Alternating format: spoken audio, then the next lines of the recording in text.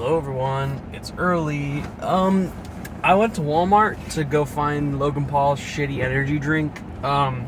He has like an okay Gatorade kind of thing, Prime. It's like a Gatorade type drink, more sodium and shit. But they released one that was energy drink today, and I was seeing them at Walmart's, and it said that they had one near my Walmart. I walked all around that bitch twice and did not find I didn't even find Prime, like the basic drink, so I don't know what was going on here, but I walked around the whole fucking Walmart, cause I'm really tired. I didn't get a lot of sleep last night. So I don't really go for energy drinks, but I figured, like, oh shit, he has a new one out. But I couldn't get it, so I got featuring G Fuel. Anyway, this is 30 minutes before I have to head to work. So I figure why not make this fucking video, my top 10 worst movies of 2020. Top 10 worst, you heard that right. I'm not doing best movies yet. Ooh, that's good. Cool. It tastes like a peach ring. Can't complain. So, when making a list like this, I consistently am ranking on Letterboxd, like the order. I should buckle up. I'm not gonna drive, but feel comfortable around all these people. It's just when I make a list, though, I do it from the start. So, like, I'm already gonna. The first movie I'm seeing that's released in 2023, that's a 2023 movie, will be Megan. At least I don't think I'm watching anything before that was released this year. But I'm going to be checking out Megan in theaters on Friday, so I'm immediately going to start my 2023 ranking list, so I can always move it while I see it. I don't like to just rank them all at the end after I've written them all down or something, and Letterboxd really helps with that. So this list is composed over time and continue to grow. I haven't seen every movie I wanted to see in 2022. I still have to catch up on a few. Tar, Till, Wendell and Wild, White Noise, Women Talking, and A Man Called Otto are coming out this year. They're getting their wide releases this year, but they were released in LA and New York last year, and they're technically films of 2022. So I can't really fully judge my list, but I don't think there's going to be worse than the 10 movies I have that I'm yet to still see. Maybe I'll fucking despise Tar or Till or something. I don't know. I haven't seen them yet.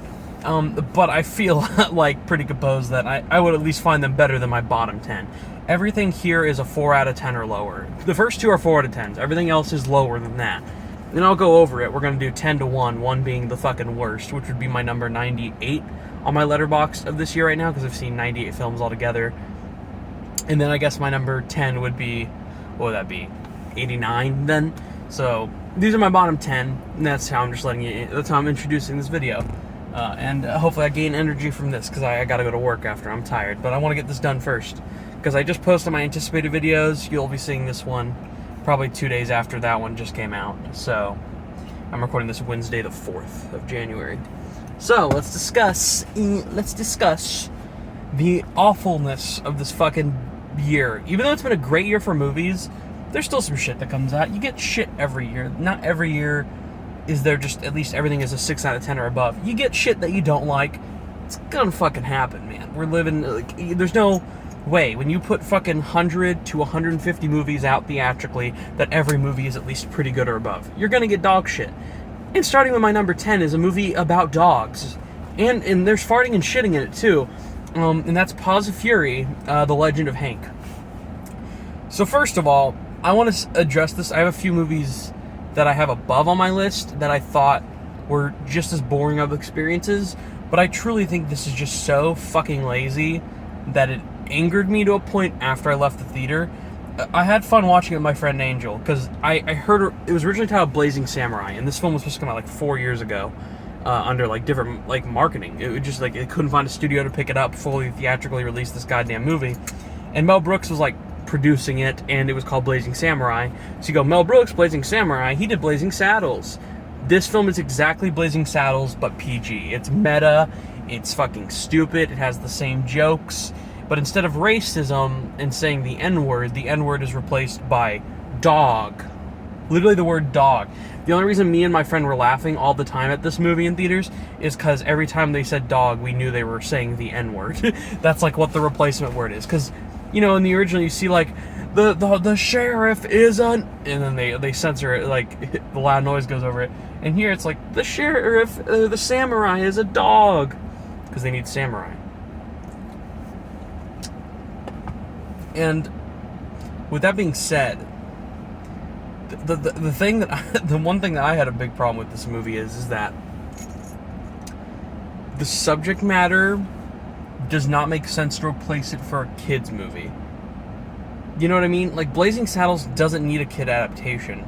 Kids can just watch it when they're older. I saw it when I was first 13 and I loved it, and I still find that movie to be pretty damn funny. Where are the white women at? Come on, that joke is a classic. But just like, where do you find the need to fill it in? Because this is a poorly animated film too. It's like they did not give this film a big budget. The best thing this has going for it is Samuel Jackson and Michael Cera's voice acting. They're pretty good, and they can time jokes as good as they can. But this is just a shittier written, lazier version of Blazing Saddles, and the animation doesn't look good. So it just comes off as very obnoxious and boring, and I did not find myself enjoying the movie at all. Like, really, I couldn't get into this movie at all. It was just boring. It was an hour 40 sit. It was never that entertaining. The action looks bad. The jokes aren't that funny. There's like a few little clever little moments here and there, but it's just really not funny. And they're trying. You can sense that they're trying to make the audience laugh. And we were in the theater with probably about 6 or 7 other kids. I didn't hear a fucking laugh the entire movie out of any kid in that theater. And I wonder if because the adults who brought them all were like, they seemed like they were grandparents, bringing like their young ones more so, or like aunts or someone watching their kids, and they were like, I can take them to a movie, that'll distract them. I wonder if any of them realized that they were just watching Blazing Saddles, because maybe they were having fun with it thinking that, but I just did not. You might as well watch Blazing Saddles or just go see a different kids movie at the time. I feel like there were some other ones out. Was Lightyear out around that time? And I'm not saying Lightyear's great. That's not my bottom 10. Yeah, I gave this movie a 4. It's just fucking lazy and upsetting that they would even try this. So let's move on to my number 9. Delicious. So my number 9 is also a 4 out of 10. I originally had it a teeny bit lower, and then I realized at least you can have fun with this one, and I did laugh a lot at the movie, which maybe that was intentional, so I don't really know where to place it. So this is a confused number 9, and that is Moonfall. I don't know what the fuck... Oh, God, I forgot the director's name. Really should have written this down. The guy who did 2012 and fucking Day After Tomorrow, he makes the same movie every time. Roland Emmerich, that's what it is. And he did the same movie here. This one at least acknowledges at times that it's stupid, but sometimes it doesn't. Sometimes this movie just straight up plays its own merits. And that is, to me, very awkward. I don't know why this movie didn't just... Either you go full serious or you don't take it seriously at all. Don't try and throw in humor in a serious tone situation. Like, there's a hilarious moment where they're, like, on the moon and they look like Mario Bros. And they're hopping around. That shit was funny. There's other moments where, like, a character's death is, like, so overshadowed. I was like, really? That's just how they die? Okay. We're gonna rush past it. But then there's, like, actually, like, dumb jokes. Like, they try to have, like, clever, humorous moments. And when you try and balance those two things, it just became extremely annoying. I don't know. I felt awkward watching it. I was like, this is 2 hours and 20 minutes. It's very long. And I'm not getting if they're trying to be funny or if I'm supposed to take this, like, seriously. I can never tell. And the ending, I think, is just so fucking stupid. And they set it up like they're going to get a sequel. I'm pretty sure this movie bombed. It definitely did not make back its budget because there's some decent visual effects work here. But for a movie that's this long and this dull, the characters are not well written, and it just doesn't know when to take itself seriously and when not to. I thought it was another bland Roland Emmerich film. Honestly, if I were to go back and watch any of them, The Day After Tomorrow might be the one I would return to the most. And that's just because of the actors in it. I have nothing against Patrick Wilson or any other cast of this movie. It's just like, it's just very bland, and I did not have a fun time. So yeah, 4 out of 10 for that one as well. Alright, come on, Peach Ring, do your work. So my number 8. We're in the dog shit pile now. We're below 4 out of 10. If you're below 4 out of 10, you're in a territory that I call dog shit. So I'm going to start saying this is dog shit. My number 8 movie is Firestarter. They remade this. Why do they remake Firestarter? I have no idea why. The original Firestarter itself isn't that good. So I don't really see the reasoning to make another one. And then I saw the trailer. When they made the announcement, I was like, that's weird, and I don't know if I could see Zac Efron as a dad. And then I saw the trailer, I was like, okay, that looks a bit interesting. It looks even more accurate to the book adaptation, and maybe it can have a good premise. The one thing this movie has going for it is the score. John Carpenter's score is very good. I almost wanted to get it on vinyl, because it's a small score, and there's not a lot of it. But when it does kick in, it's, like, pretty good. Like, I liked the intro. to the movie with the credits. It kind of reminds me of the Malignant intro, if you've seen the movie Malignant, but the score here feels very John Carpenter-y, and he did it with his son too, and I find that very sweet, and I like the score. Besides the score, this movie fucks everything absolutely up the ass. It is poorly written. The little girl's acting is really not that good. Zac Efron here is the only one giving a good performance, and every scene that I try to have an emotional connection with them that they set up, I just did not feel. I didn't feel sad where this movie leads and where it actually ends up going. I thought the villains were horribly written and just fucking basic government villains that we always have. And it's PG-13, and it feels... Or actually, is it R-rated?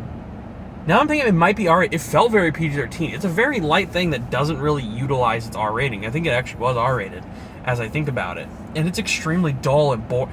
Dude, it's so boring. It's like one of those movies that you go to see where the movie never fucking moves. Like, nothing happens.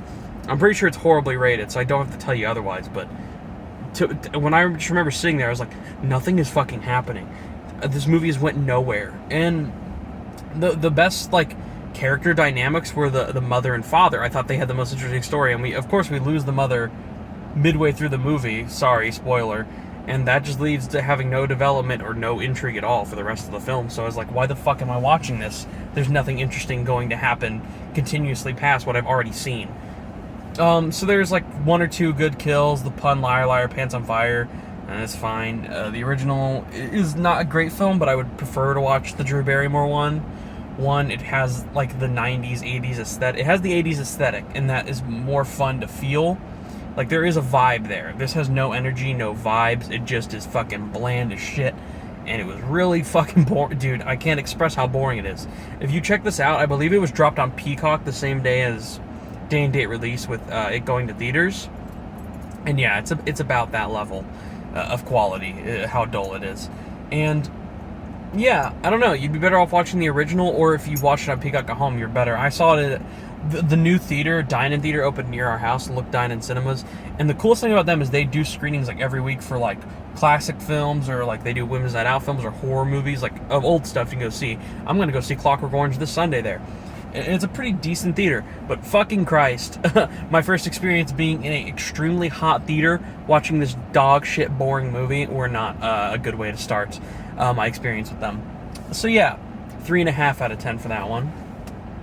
My number 7 on my list is one I don't even know if people heard of. It was a Hulu released film that I thought was on the quality of Firestarter, and while it may be slightly more entertaining, I found it to be even more annoying.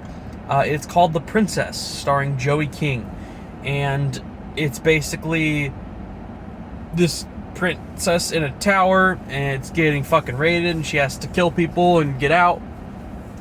And she has like her master who's there too, and she trained her to fight and be a badass, and she fights people, and it's horror. The dialogue is bad. The action is like unwatchable at times. Holy shit. There's like one fun sequence in the entire movie, and it's the staircase scene that's like really over the top ridiculous. I was honestly, if it was just constantly action and that ridiculousness, the film would have been better. But sadly, we have an hour and 10 minutes of characters that are uninteresting and dull. Joey King does not fit this role. Look, she didn't fit her role in Bullet Train, but at least I acknowledge like she's a bitch in that movie, so that's fine. And I felt like, oh, I felt her bitchy mood. It works fine enough. And Bullet Train's a really fun movie that has a really cool stylized action to it, and good action at that, with a fun cast surrounding it. The Princess doesn't have that, so it's just really boring. Again, this is another film like Firestarter that's boring, but it has more action and more levity than Firestarter does, but it's more annoying. I hated every fucking character in this movie. I remember the villain being so goddamn annoying, and just like the twist that it has to take. The movie starts out right off the bat, but you're never invested. You don't have any development for this princess, and when they try to make her emotional connection with like her parents and like the warrior that trained her, like this woman who trained her in battle, like you don't feel it at all. It just completely falls flat. And yeah, it makes sense why it went to Hulu when Fox had it. It feels like a disaster movie that they just tried to sell off. And maybe people checked it out and liked it. I don't know. I don't know if it received positive reviews. I can't imagine it did. It was pretty fucking bad. Yeah, my recommendation would be to not watch, do not watch The Princess starring Joey King. And honestly, she is, I want to say this like really quick, because I've acknowledged that she does a lot of shitty films. Slender Man, this movie, Wish Upon.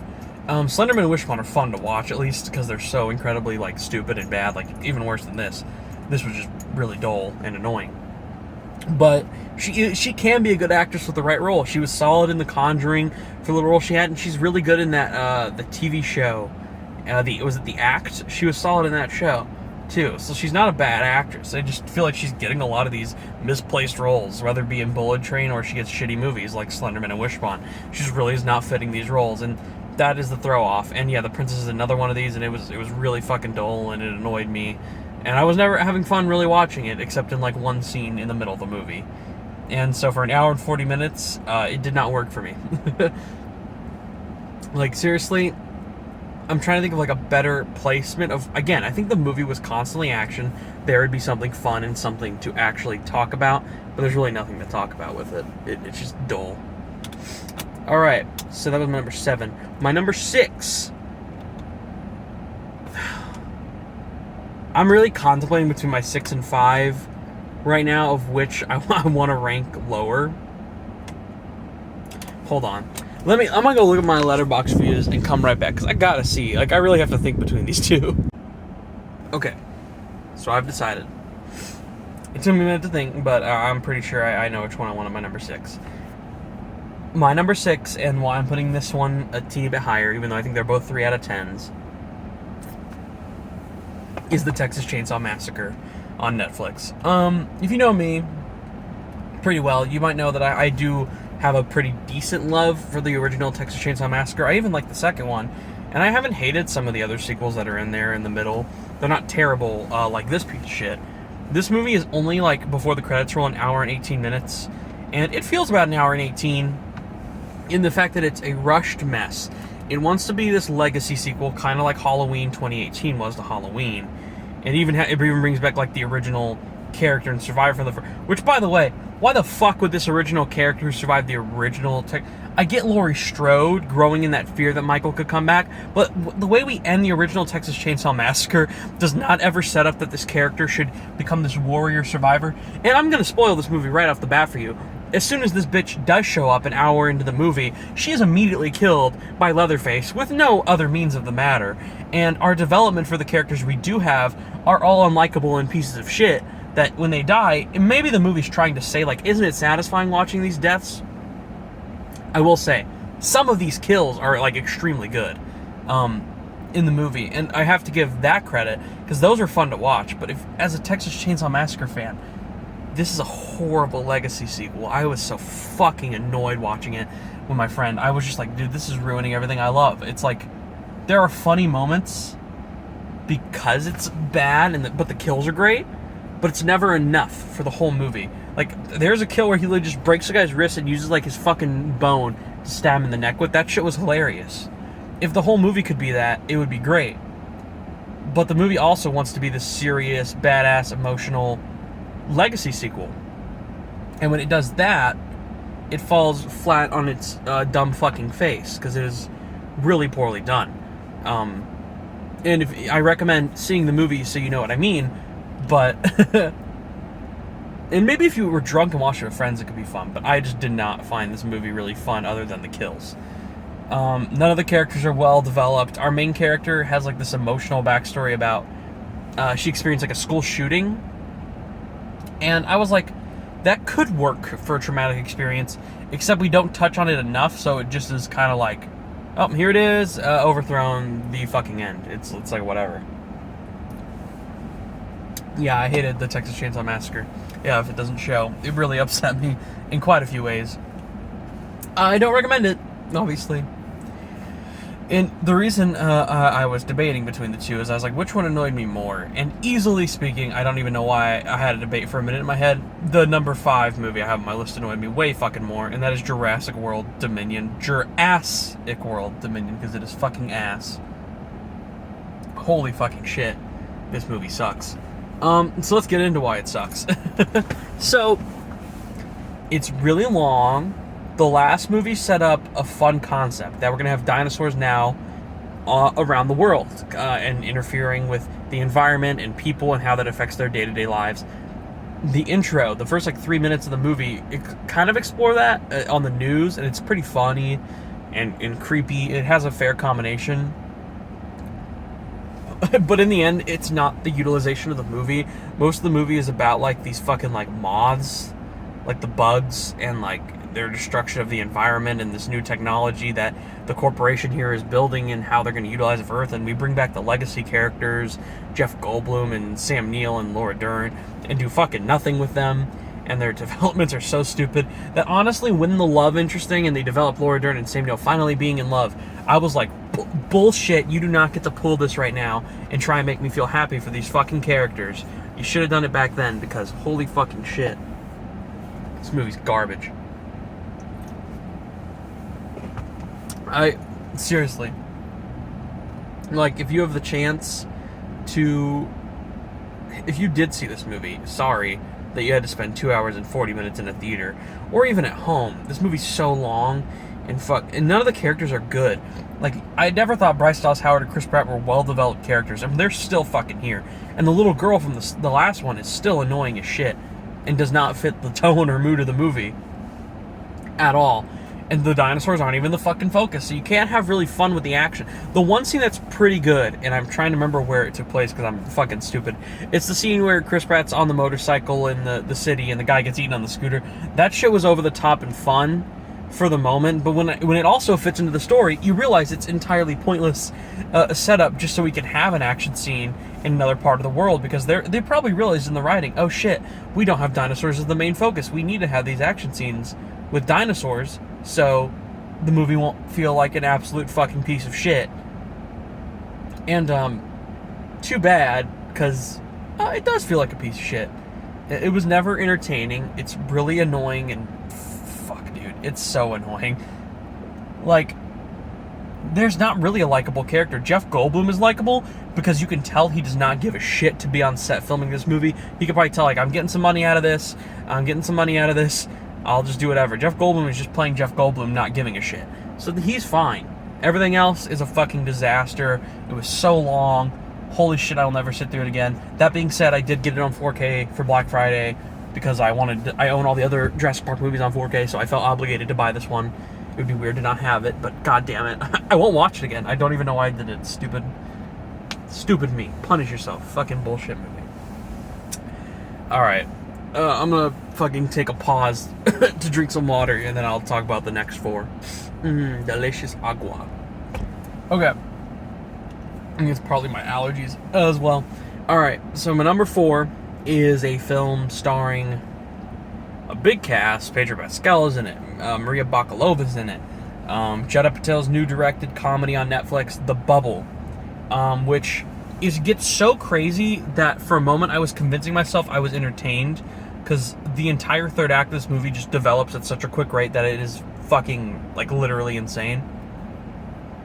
But I had to, like, talk to myself.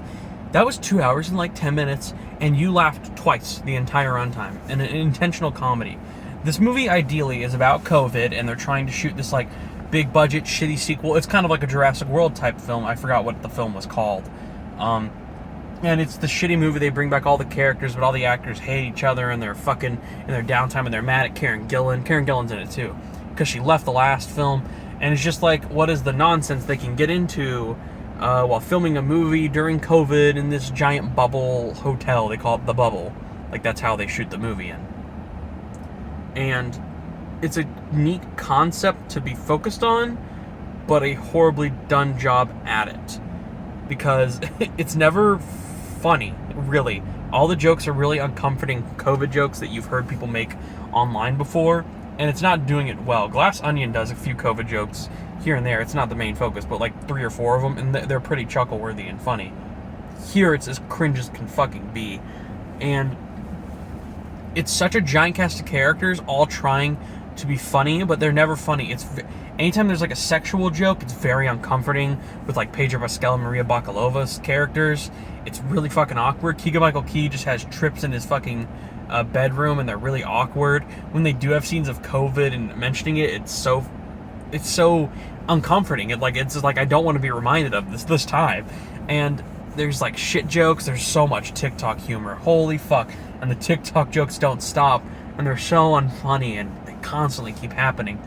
The one joke I found kind of funny was that as people leave because they just can't stand being in the bubble anymore, and it becomes like this fucking cult that they're forced to stay there and film this shitty movie. I find it funny that they have to kill the characters off randomly in the movie. That joke can be funny, and that's where most of my chuckles came from, is that they have to kill these characters off in the movie because they left the bubble. They don't want to film. They don't want to deal with this fucking treacherous filming and torture of being forced to stay here to film this awful movie. And that's funny when they leave and they have to kill them off. But anytime the movie tries to get literal, it's so fucking unfunny. Like, it's incredibly unfunny, I might add. Yeah, it's not funny. It's long and dull and filled with cringe, shit, fart jokes, and TikTok humor. And it's not done well. And it's not a good satire. You might as well stick to watching, like, The Menu. Which may be in my top 10 best or not. You'll see soon when I record that video. But yeah, just fuck this fucking movie. I got like 6 minutes to wrap up these last three because I gotta go to work. Alright. Number three. Pick number three, my lord. Pick number... Yeah, sorry. No Shrek quotes here. Alright, my number three is Blonde. I'm sure people have heard of this movie.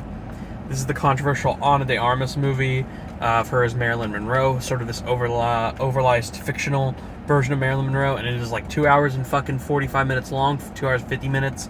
And it feels like 4 hours, and it's just fucking wrong. It really is, like, hard to watch. It's just so uncomforting that you would wonder why anyone would ever make a movie like this. Some people are defending it. I've heard people say it's a masterpiece, and I've heard people say it's the worst film they've seen all year. It's close to the worst film I've seen all year because of how offensively bad it is.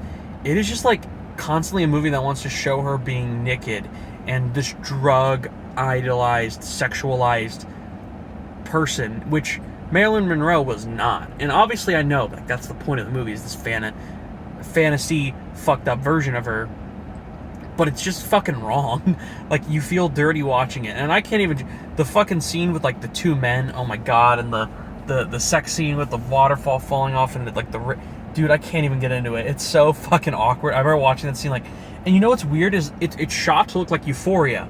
And Euphoria uses that style decently to its being.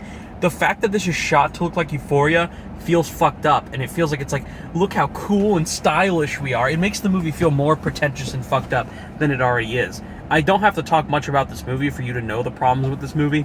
It's just, one, it's boring and dull, and even though it may look good, it actually pushes the movie feeling worse than it may. Oh shit, hiccup. Than it may actually be. Apologies for that fucking peach ring ass drink. Alright, yeah. Fuck Blonde, 2.5 out of 10. Alright, let's get to the true dog shits, the two at the bottom. I have a 2.5 out of 10, and I have a 1 out of 10 movie. Let's get to them. No 0 out of 10s this year. Or perfect, actually, it's not even a 1 out of 10. It's like a 2 out of 10 as well. It's like a 1 out of 5 star. So I don't even have like the worst rated movies this year. So congrats. Every other year, the past few years, I've had 0 out of 10s. I did not experience one this year that made me want to kill myself. These were close though. Cheers. Number 2, Morbius. This should be a lesson on how not to do a supervillain movie. This movie feels like it went through reshoots. The story does not correlate or make sense. The only thing that is good is Matt Smith dancing, and he's funny in it, and he feels like the only one who understood like the tone. It takes itself way too fucking seriously. The story is a jumbled mess. You don't feel any connection for Jared Leto as Morbius. It's just like, I've wanted to see Morbius on the big screen for so long. He's such a unique fucking villain and such a cool character. And I know the Venom movies might work for some people. The first Venom movie is and the second one I thought was pretty fun because it's so stupid, but I didn't enjoy either enough to say they're like even above a 5 or a 6 out of 10.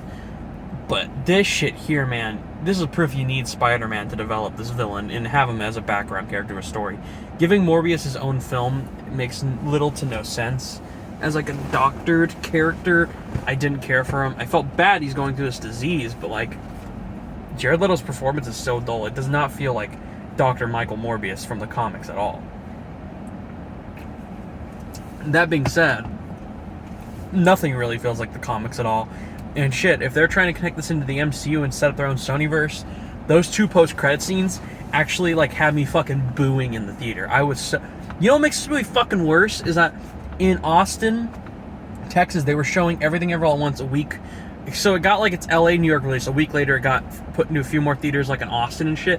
And I had to wait an extra week to see it. And I had a friend who went to go see Everything Everywhere All at Once. I was like, this is great. The same day she went to go see it, I had to sit through fucking Morbius in theaters. Do you know how fucking sad that is?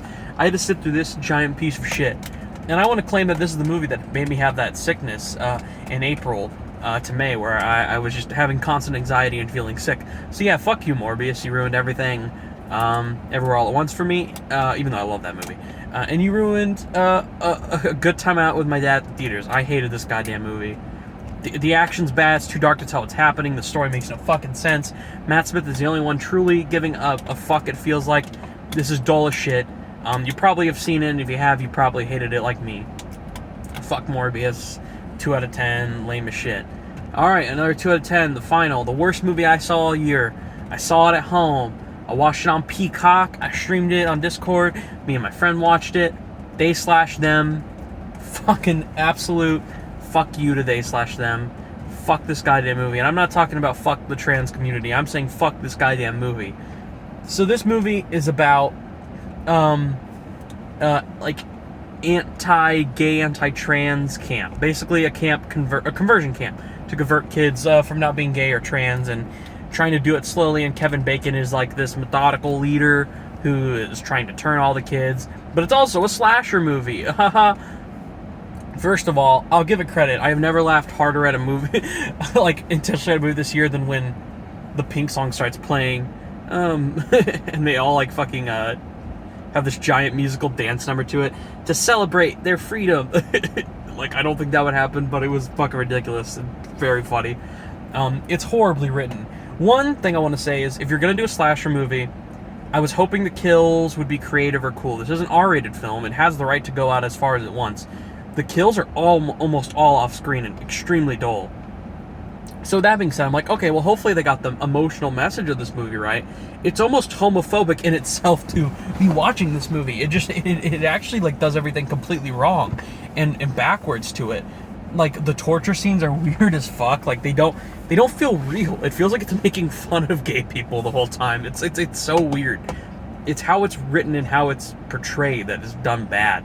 And Kevin Bacon is not good as the villain in this movie at all. And when the real twist villain shows up and we really push the story where it's going, the main character's arc, he kind of learned his arc like 30 minutes into the movie, so we really didn't need to keep pushing it. And by the ending, the kills have been bad, the story has been dull, it doesn't make fucking sense. It was just extremely awkward. I felt uncomfortable watching the entire film. And I at the ending, me and my friend both said, do you feel homophobic now? My friend is bisexual who watched this movie. And even he was like, I feel homophobic. Fuck this goddamn movie. I don't even think it's his worst this year. I think Blonde is his worst, which I can get being more offended by, and that movie is fucked up. But I was just so mad at this movie. I was never entertained. I was never intrigued. I never thought that the message was given positively. I never thought that the characters were well written. I think there's only one character actually gets an arc, and he learned that arc 30 minutes in, and then you wonder why the rest of the movie even needed to exist, other than to just have, like, constant, like, homophobic, fucked up torturing scenes that aren't well done, or they're more like you want to laugh at them because how poorly fucking written it is. Like, I don't think gay people would just break into song, like a Pink song, to express, like, their emotional connection to each other. That shit was so ridiculous. And the whole movie then plays after that feels cheaper and shittier than it actually was just because of that. So yeah, They/Them is my least favorite movie of the year. Honestly, I would have been more angry doing any other year. So honestly, this wasn't the worst year for movies. It's a pretty great year for movies. There's a lot I would love to talk about. And when I, in February, do my live stream where I rank everything from worst to the best, you'll hear me go over these 10 again. And you'll hear me go through like 95 other films, because I'll have seen more by then. 100 more films, actually, because I'm going to see, there's a shitload I still, again, have not yet to watch. And that's going to be fun. But you will get a top 10 best video as well. Promise, it'll come like right after this. But yeah, these are my worst movies of the year. I fucking didn't like any of them. A few honorable mentions that didn't make the list: Uncharted, Hotel Transylvania 4, Thor: Love and Thunder, Amsterdam, Easter Sunday. Those are some pretty shit movies. Don't check those out either. But yeah, these are my 10 worst. So cheers. I gotta head off to work. I'm already like 2 minutes behind on when I normally leave. But yeah, thank you Walmart for letting me record in your parking lot for 40 minutes. Twas fun. It wasn't even 40. It's probably like 35.